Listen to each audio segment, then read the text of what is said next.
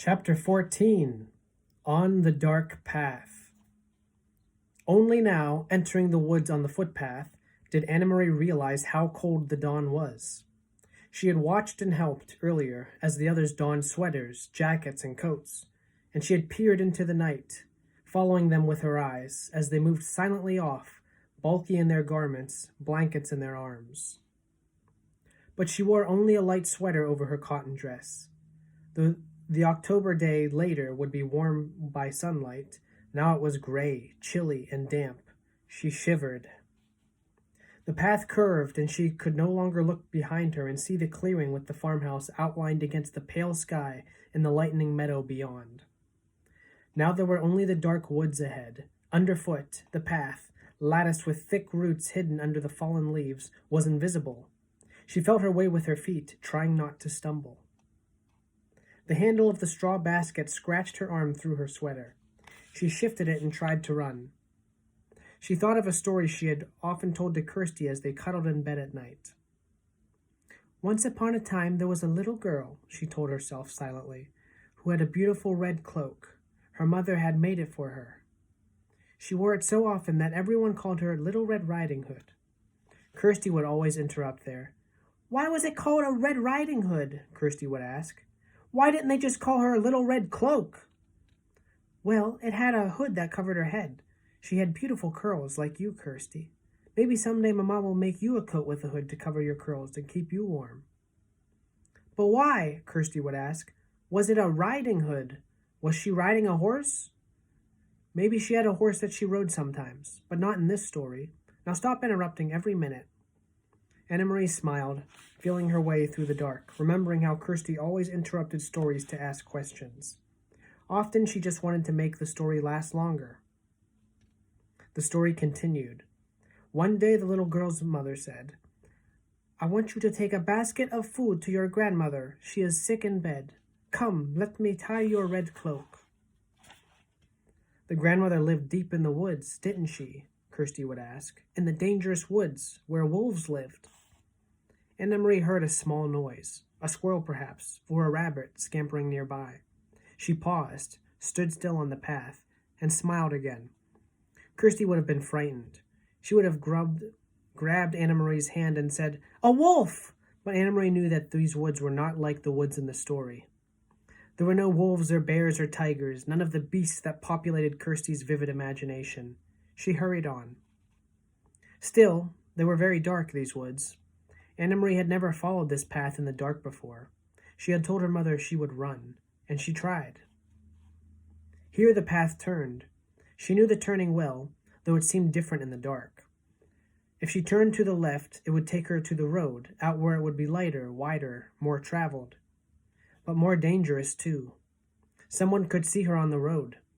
At this time of the dawn, other fishermen would be on the road, hurrying to their boats for the long day at sea. And there might be soldiers. She turned to the right and headed deeper into the woods.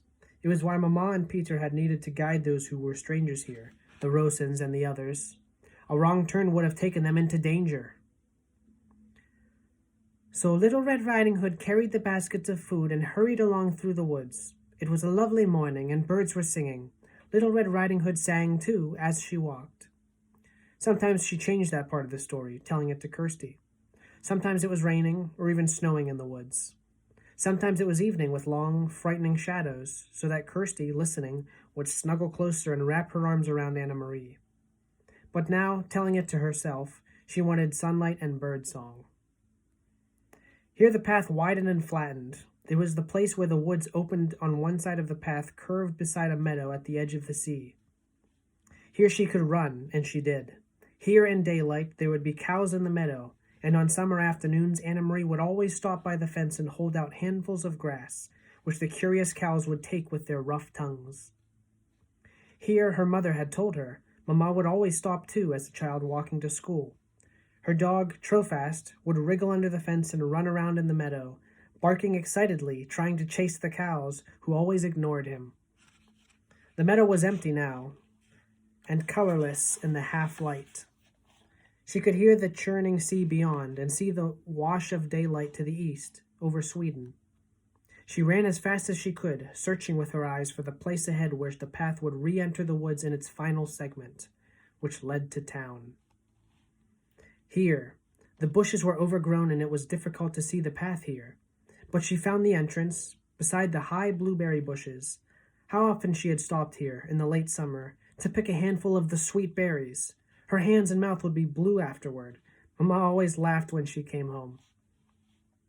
Now it was dark again, as the trees and bushes closed around her, and she had to move more slowly, though she still tried to run.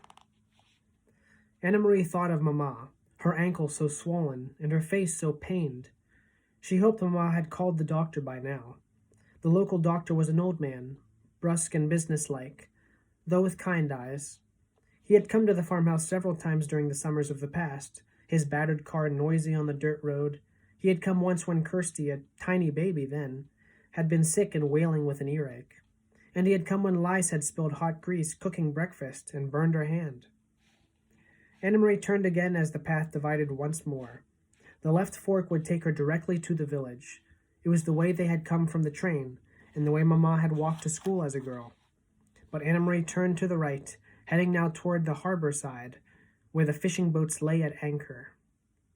She had often come this way before, too, sometimes at the end of the afternoon, to pick out the Ingborg, Uncle Henrik's boat, from the many returning and to watch him and his helpers unload the day's catch of slippery, shimmering herring still flopping in their containers.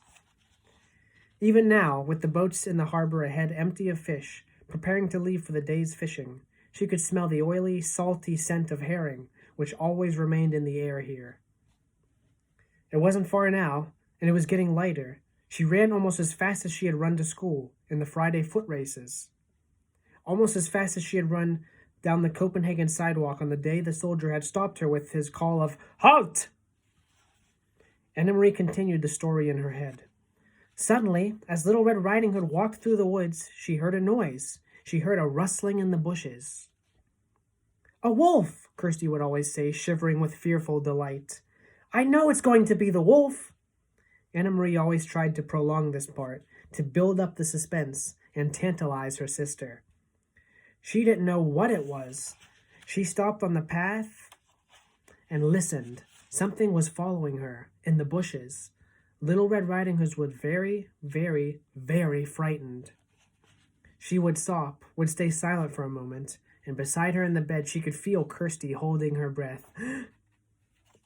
Then, Anna Marie would go on in a low, dread-filled voice, she heard a growl.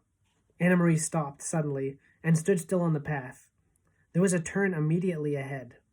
Beyond it, she knew, as soon as she rounded the turn, she would see the landscape open to the sea. The woods would be behind her there, and ahead of her would be the harbor, the docks, and the countless fishing boats. Very soon it would be noisy there, with engines starting, fishermen calling to one another, and gulls crying. But she had heard something else. She heard bushes rustling ahead.